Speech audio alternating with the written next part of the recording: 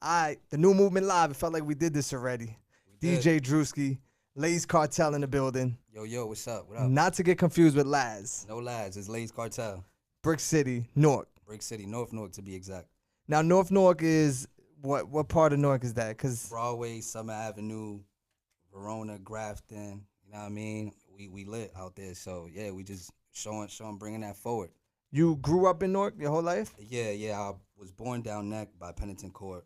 Okay. Then I moved up North Newark, Wakeman, Arlington to be exact. And yeah, we've been there since, bro. So we Newark bred all day. Now, Newark got some hip hop legends, right? So coming from Newark, with all the music legends already, not just hip hop, just music legends. Do you feel like a low key, a little pressure, like, yeah, I'm from Newark, so I gotta go a little extra harder to prove myself? I mean, yeah, I like in the sense of just like I feel like we have a whole like stigmatism and like people look at us a certain way. I feel like that more than anything. But as far as like the people that came from there, man, is all just like if anything is all just better for me to feed off that. You know what I'm saying? Right. So it's no pressure. If anything, it's like I'm grateful for that. You know what I'm saying? So I'm just trying to follow up. That's really it.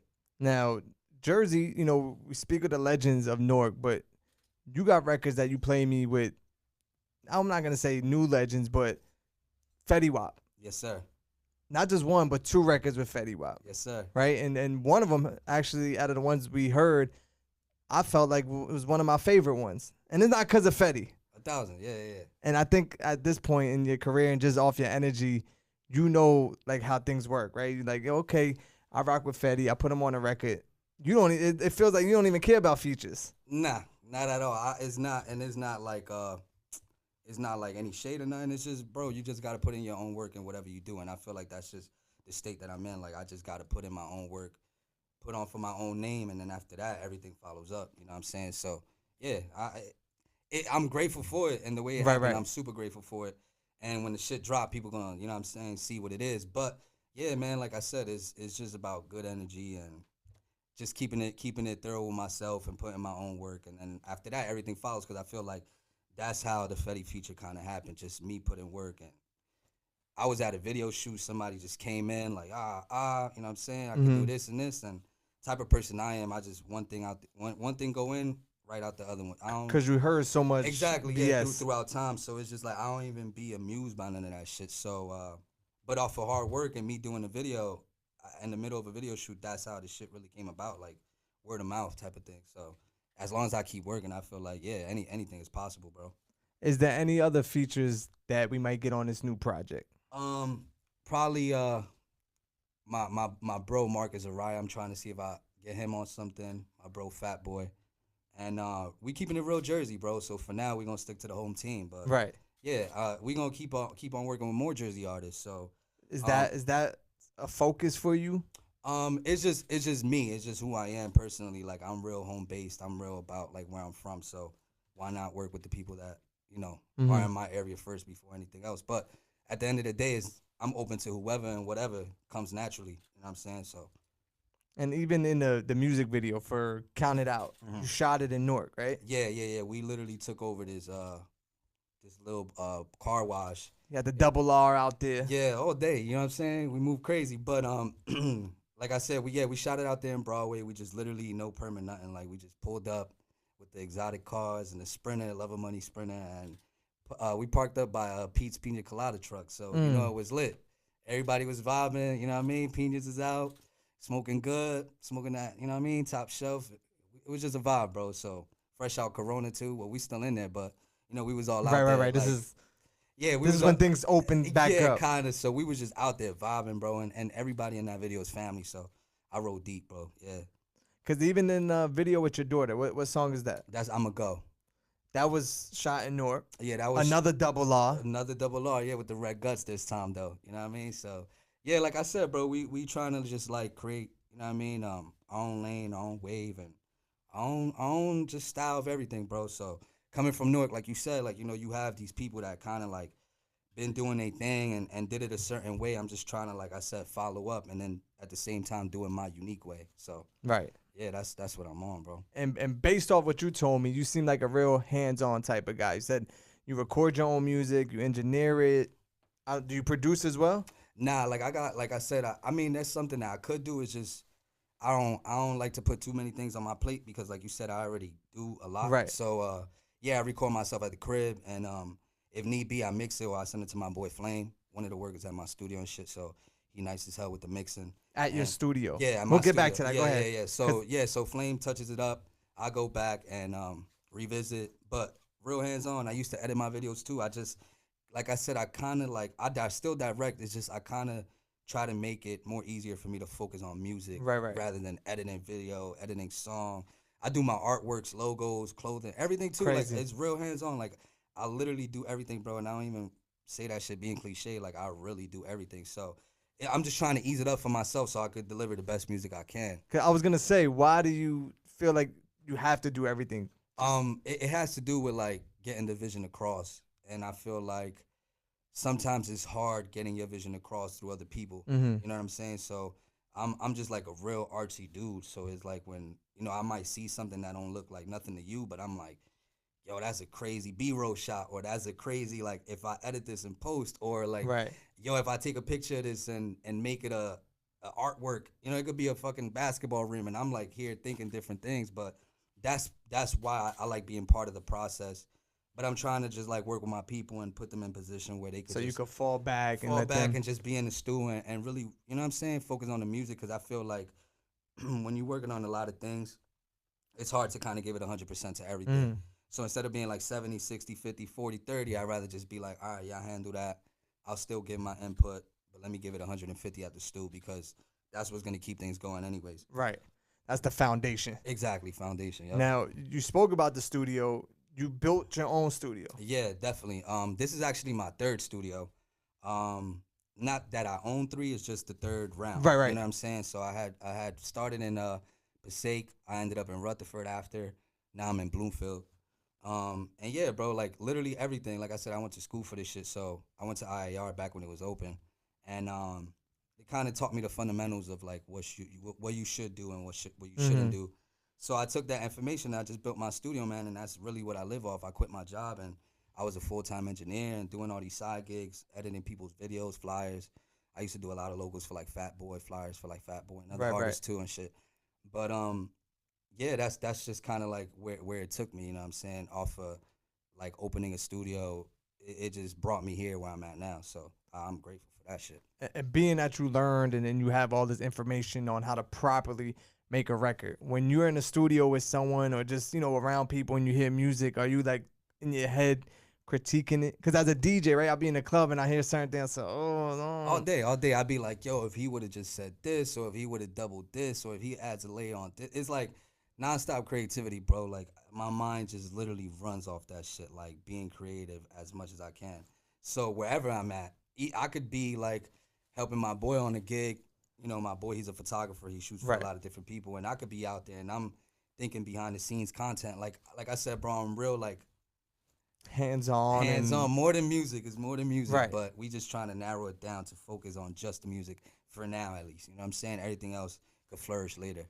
Well, speaking of more than music, you also mentioned you have a clothing brand and a store that you feel like time to open up. Hell yeah. So I started Love Money back in like 2016. I was still working at this time, and it just literally like is a scribble. It's like I did this shit on my phone, and the name came out Love Money, and I'm like, damn, like I fuck with this. And that was 2016, and I kind of like did shirts, gave them out for like a show, and then I like kind of like didn't do anything after, and then like 2 years ago, I'm like, yo, like I'm about to bring these shits back out, and I had sold probably like, yo, like no bullshit, I sold probably like 100 shirts in like 3-4 days.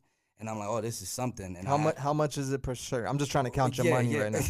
Nah, you ain't gotta tell us. Go ahead. Nah, but we like that's a good thing you actually bring that up, because with the clothing, what I like to do is I like to keep that shit affordable.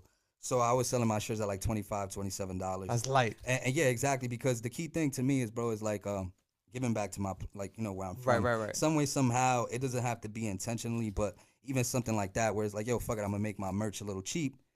And they're rocking it. So like a couple of my bros from the hood and shit, they're like, yo, let me get a shirt, $25, boom. And then like 2-3 days later, they're like, yo, can I get the red one now? Like, so it kind of just builds that affordable like quality. You know what I'm saying? So that's part of like the brand too. And then the store, I'm actually working on it now. It's literally about to open probably in December. Don't quote me on that, Right, but right. with all this shit going on, but goal is to open in December, and we almost there, bro. Like literally almost there. As a businessman, right? Now we're not talking artists, we're not talking music. We're just talking as a businessman and as a brand. Gotcha. Why do you feel like opening up a store when you hear all this online shopping and then you see all these businesses closing through COVID? Is that a risk for you, or is it just a dream that you just want to accomplish? I mean, it's a mixture of like both, because it is a risk because of the time, and also just like the investing. You know what I'm saying? The maintenance part. But at the end of the day, it's just like giving people an experience. You know what I'm saying? Through whatever adversity we in. You know what I mean? Because basically, like I said, I got the clothing, and the store is really to give people an experience. So I got my online shit set up. But the whole thing is, I want people to walk into the store and be like, "Yo, fucking the Mocha ones dropped this week. Right. I need something to match. I need a brown and a black sweatsuit, and we got the machinery there to make it happen. So we press it custom up, right there. custom right there. So that's what people kind of like gravitate to. So that's what I've been doing. Like I've been doing pickups, like on the website you could do pickup, and literally, bro, like I'll literally have people pick up, and certain people walk in and they're like, "Yo, I got these lime green and purple sneakers. Can we?" You know what I mean? And then we just put it together and whip it up, and they leave happy, bro. And that to me is better than money. You know what I'm saying? Oh, that's a fact. I agree. So that's better than money to me. So to know I could just offer that, bro, that's part of why I'm doing the store. And obviously, like you said, in the business standpoint, we all want to make money, but yeah, making people happy like that, that's real. That's real valuable. So you got the clothing brand, the store, the studio, working in the studio, making your own music. 1,000, yep.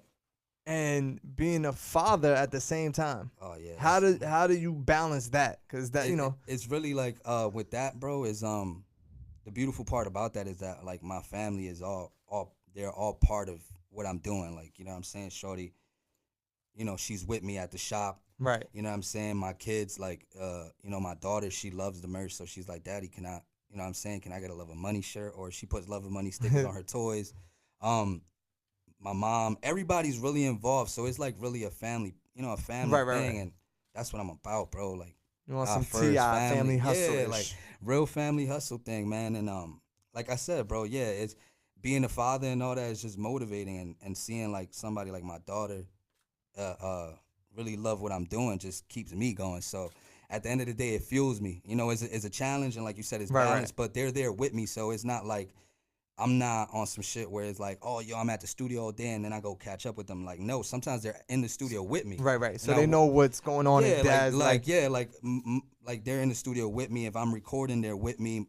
If I'm in the whip and I gotta listen to mixes, my daughter enjoy that. Like, she be in there listening too. So and she's allowed to listen to Dad's music. Yeah, she knows even better. when you talking that gangster. Yeah, she know better. She don't curse. So she literally be like, and then just stop. Right. She know better, man. Like I said, we really like putting in work as far as like father, you know what I'm saying, like figure. Like I want to raise a queen, you know what I mean? So yeah, I'm not hiding her from nothing, and it's just really just showing her how to move. Like I'm not, you know, where we live, Newark, and you know, just the world in general where we at, it's a real dark place. So yeah, I'm just trying to teach my little girl. That was a low-key plug. Because he wants to say it's a dark time. Yeah, you know what I mean? Low-key plug.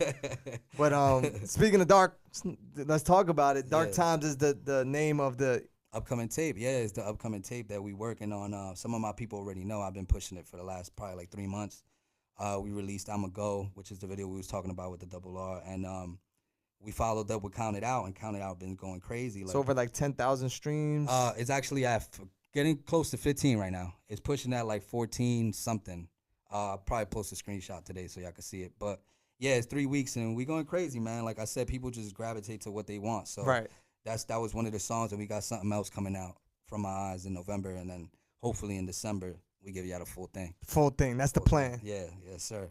Now, you know, you said people gravitate towards what they want. And I told you in the studio, it's no cap, that your music has a sound to it, right? When you hear, you know, Laze, you know it's him. Yeah. On any record, yes, with any feature, you don't switch it up. It don't sound different. You're not doing dance beats and then doing some drill stuff. And like when every record you play me that I heard had a sound to it. And I think that's important, is that something you think about, or that's just how you make music? I feel like that's something that I crafted over the years, man. Like I told you in the stew too. Like I've been working for like about 10 years. I'm 28. I just turned 28. I started rapping like at the end of age 17, 18. And at first I couldn't. At first I was just spitting fast. Then I went through a phase where I was just like bar, and then it was like, nah, bro, we got to make like records. We got to make music. Like we got to make shit that is timeless. You know what I mean? So for the past 10 years, that's what I've been working on, and I feel like I finally feel comfortable where I could be like, yo, I got my own sound. I know what I could and can't do behind that mic. You know what I'm saying? So that's really like what I established throughout the time. So yeah, that's like I said, that's part of something I'm prideful on. Like I sound like myself, and like you mentioned, like I could fuck around, get on a drill beat or whatever, and still sound like Laze. Like I don't gotta sound like, different. Yeah. You know Pop what Smoke. I mean? Yeah. I don't gotta sound 5 foreignish. You know what I'm saying? Like I could just be me and still ride that beat. It's just work, bro. It's just the work I put in, and like I said, I'm prideful on that, and nobody could take that from me. So yeah, that's just something I earned. Now the title is Dark Times. Do you have, or could you remember the darkest time in your life? And if it's too deep, you ain't even got to answer, because we don't want you crying up here. You from Brick City, you know what I'm saying? He's from Newark, so. But one of your darkest times that you can remember. Darkest times, bro, is probably my last job. I was like basically part-time, and I was making probably like 400 every 2 weeks, bro.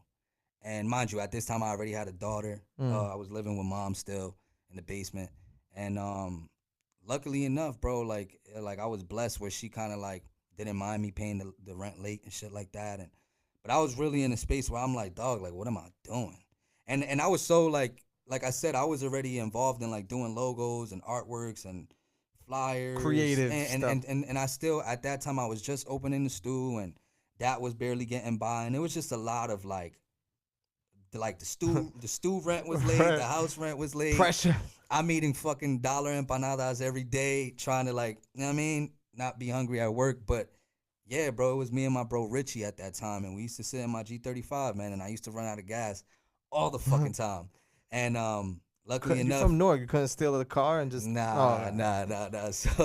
So yeah, man, like that specific time, like before I was like, I was so scared of quitting my job, bro. But literally, I swear to God, bro, I quit my job, and the next day it's just like I started making money, and it was all like literally at the studio, 12-hour shifts, you know what I mean, 10-hour shifts, 6-hour shifts, and I'm just there, and like I was telling you, like I'm a real hands-on guy, so I like really helping people and giving them feedback, and they fucked with that, so they were just coming. You know what I mean? The customer service, everything. Like so, fiends. Like exactly. So people serving are booking, good stuff. coming 3-4 times a week to my studio just to book with me. So that's kind of like what took me out of that dark time, and it was music, bro. So like just I said, taking that chance. Yeah, man, just taking that chance and that leap of faith, and it was a scary time for me. Like you said, it was a dark time, bro. And like I said, I got a little 3-year-old, 2-year-old depending on me, and I couldn't even, if I really had to, be like, yo, buy your daughter Pampers. Sometimes I couldn't, you know what I mean? But we not there no more, and we not going back. Right. So, yeah. Dark times. Dark times. Dropping sometime in December. Sometime in December. I would like to say the date, but like I said, don't quote me on that. Well, we look forward to hearing more. I'm sure you talk about some of these personal experiences in your music. Definitely. Appreciate you pulling up during COVID. Being able to do this. We ain't have to do it virtually. Nah, definitely, bro. And yeah, so make sure you follow Laze. How can they follow you? Laze Cartel, no underscore, nothing fancy. Laze Cartel, Love and Money Shop if you want to see the merchandise. And like I said, if you don't know now, you're gonna know later. That's it. That's a fact. And just one more question before we get out of here. Sir. If you could be anybody, who would you want to be? Laze Cartel. There it is. The new movement, DJ Drewski. You know the vibes. Laze in the building, sir. Brick City, Jersey. All day.